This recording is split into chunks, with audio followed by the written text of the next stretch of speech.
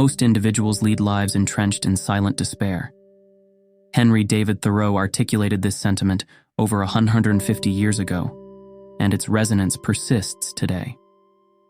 This concealed anguish often emerges from an incessant belief that our lives are slipping away, coupled with the frustration of unmet aspirations, despite our yearnings for progress. Phillips Brooks highlighted the inner conflict experienced by those trapped in this situation, feeling a disparity between their current reality and the ideals they strive for.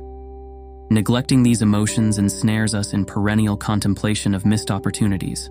Our objective is to explore avenues for liberating ourselves from this subdued despair and steering our lives towards more gratifying trajectories. Carl Jung's assertion, "We cannot change anything unless we accept it," forms the cornerstone of this endeavor. The initial step involves recognizing the imperative need for a transformation in our way of life. A pragmatic metric for gauging this necessity involves monitoring the frequency of emotions such as regret, guilt, anxiety, or depression. Jung's conviction rested in the notion that neurotic symptoms, commonly encountered, stem from an inadequate life approach, serving as indicators prompting the necessity for change. This viewpoint, echoed by Yolanda Jacobi in The Way of Individuation, posits that neurotic sufferings might serve the purpose of compelling individuals to confront their core existence and the world, offering an enhanced understanding of their boundaries and potentials. Jung's focus on the future accentuates the positive aspect of neuroses, refraining from merely categorizing them as burdensome illnesses. He believed they could paradoxically function as drivers for personality development and, somewhat unexpectedly, contribute to healing. When facing such negative emotional states, the common inclination is to choose the easier path. Instead of adjusting behaviors, individuals tend to seek means to numb or escape their feelings, turning to substances, alcohol, or shallow pursuits.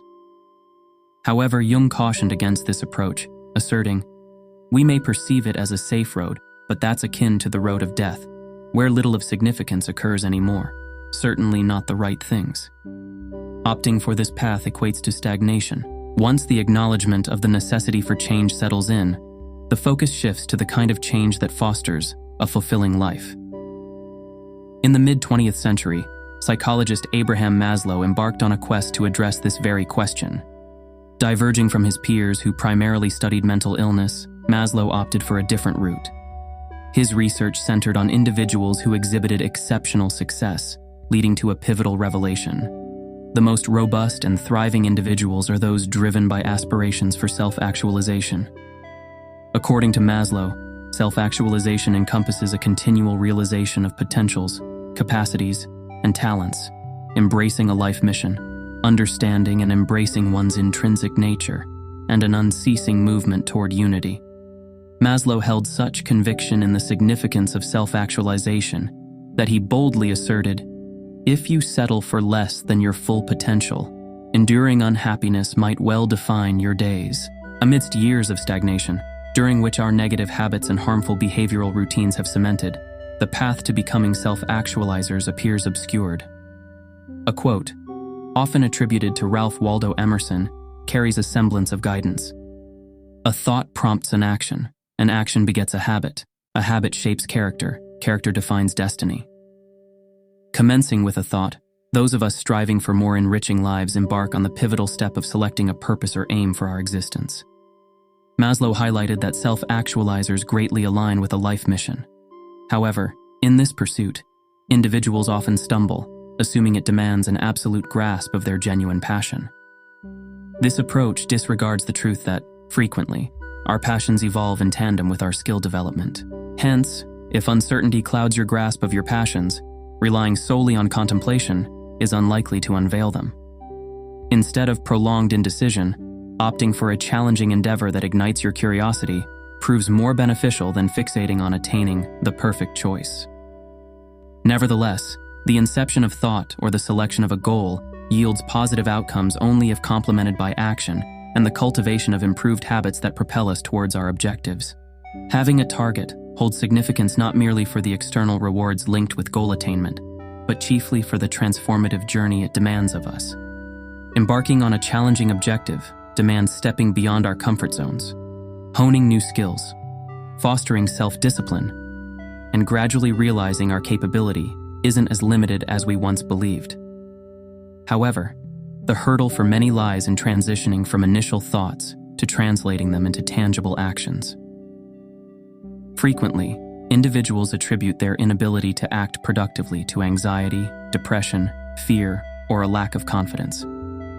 Some believe they must first rid themselves of these negative emotions before pursuing their goals. Yet, this strategy often faces failure. These adverse emotional states predominantly stem from flawed behavioral patterns and evasion of confronting our fears, hindering the pursuit of challenges essential for personal growth. Relying solely on meditation and introspection won't alleviate these emotions. Instead, we must grasp the capacity for purposeful action, even amid anxiety, depression, or fear. The pivotal role of purposeful action in assuaging troubled emotions lies at the core of Morita therapy, a Japanese psychotherapeutic approach. David Reynolds, a practitioner, advocates, realign your life to address reality's demands. Prioritize purposeful conduct. Let emotions follow their course.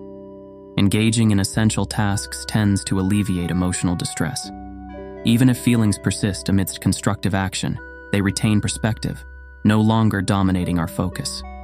The distinctive trait of self-actualizers lies in their capability to act despite emotional barriers. Thomas Huxley's assertion underscores this, stating, "The most valuable outcome of education is the ability to compel oneself to undertake necessary tasks, irrespective of personal inclination or mood." Moreover, in Toward a Psychology of Being, Maslow delineated that self-actualization doesn't denote transcending all human woes. Conflict, anxiety, frustration, sadness, hurt, and guilt coexist in healthy individuals. Consequently, regardless of identity or life stage, negative emotions persist. The pivotal query is, will you muster the courage to act amid these emotions? Those embodying such bravery lead superior lives compared to those surrendering to fear. Emerson's counsel echoes this sentiment. Confront the feared, and fear dissipates.